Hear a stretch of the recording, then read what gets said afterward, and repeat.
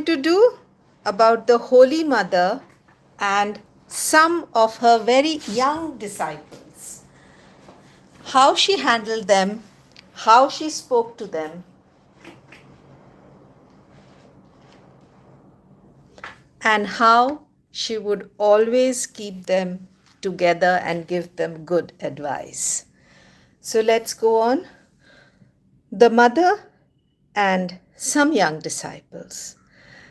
Spiritual advancement does not depend upon age.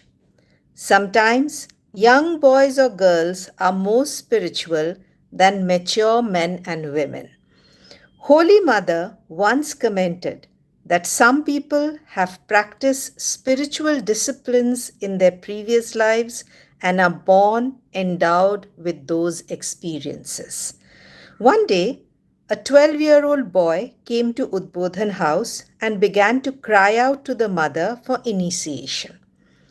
Everyone considered this a childish whim and attached no importance to his emotional demands.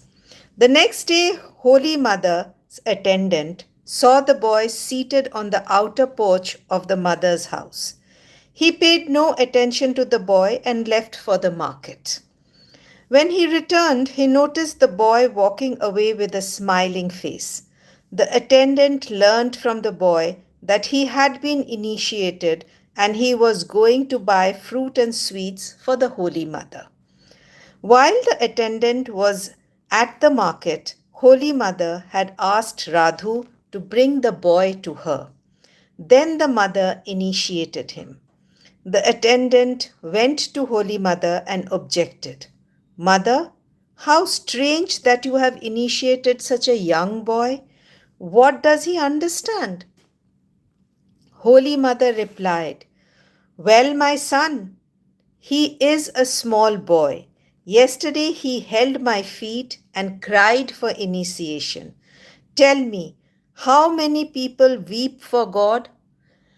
How many have such strong spiritual inclination?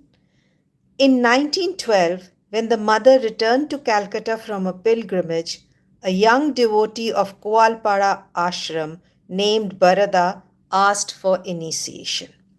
Barada was only 13 years old at that time.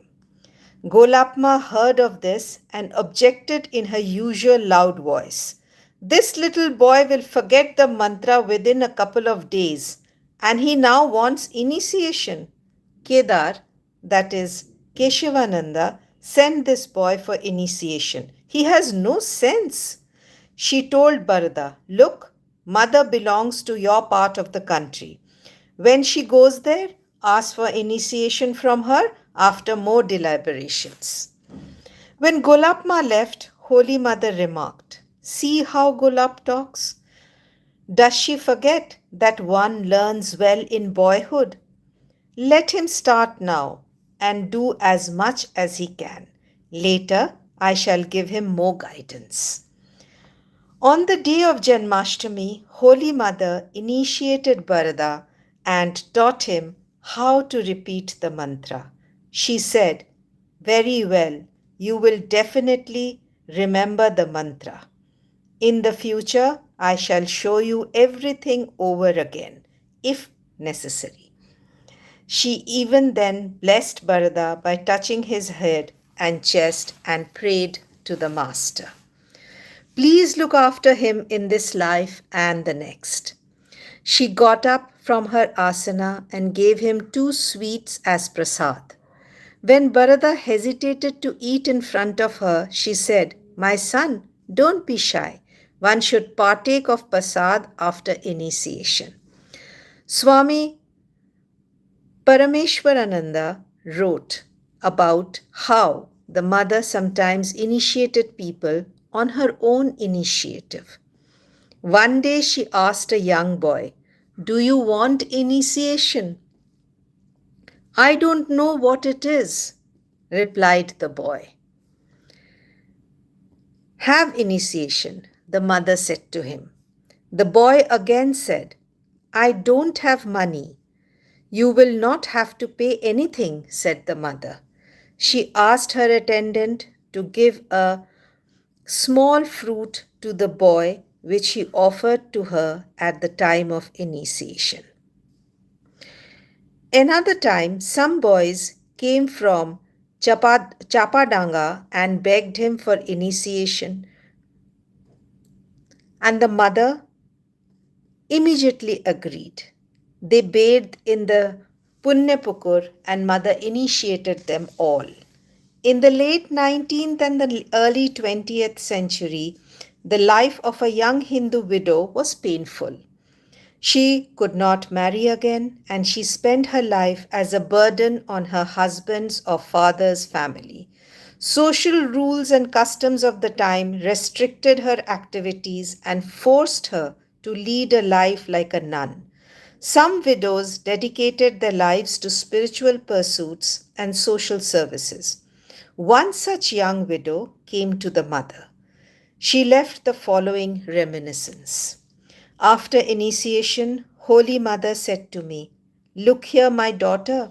I do not usually initiate a young woman who has just lost her husband, but I have made an exception in your case as you have a spiritual temperament. See that I do not have to repent on this. The Guru suffers from the sin committed by the disciple. Always repeat the mantra of your chosen deity like ever moving hands of the clock." Once, when I was going to my father in law's house, this widow is writing, the mother gave me the following advice. Don't be familiar with anybody. Don't take much part in the social functions of the family. Say, "Oh mind, always keep to yourself." Don't be inquisitive about others. When you go back home, please prepare coconut balls and offer them to the master. He was fond of coconut balls. Gradually increase the period of japa and meditation and read the teachings of the master. Another day, I was alone with the mother. She said to me, "Look, my child, never be intimate with any man, not even with your own father and brother. And when to speak of other men, let me again repeat, don't be intimate with a man, even if God comes to you in that form."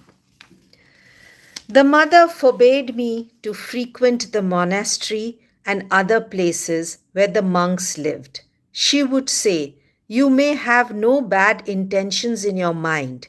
You might be visiting them with deep devotion, but if your presence brings any impure ideas to their minds, then you will also be partly responsible for it." She also forbade me from going on pilgrimages without choosing carefully the time and company. She told me, "Whenever you have some money in hand, feed some holy men." Pointing to a woman devotee who was present, she said, "Look at her. She has learnt a great lesson while visiting a holy place." The mother then quoted from a song, "Pilgrimages and excursions are causes of misery. O my mind, don't be restless for them. You can attain more in your house if you are really earnest." One day, some women devotees were criticizing a particular person. At that time, the mother said to me, "Do not lose your respect for her. It was she who first brought you here." Once I asked the mother's permission to adopt a child. In reply, the mother pointed out her own difficulties with Radhu. She said, "Never take such a step. Always do your duty to others, but love you must give to God alone. Worldly love always bring in its wake untold misery." Learning that I had received initiation from Holy Mother, a family guru cursed me. I informed the mother about this through a letter. She wrote me, "Even the curse of Brahma can do no harm to one who has taken refuge in the Master. Be free from all fears." So, Mother gives us abhay. Be free from all fears. That's what she is telling us. We are all her children. So let us remember that we need always to love her and take refuge at her feet. Thank you so much for being with us. Namaskar. Do subscribe to our channel, like and share our videos, and thank you again once again for joining us.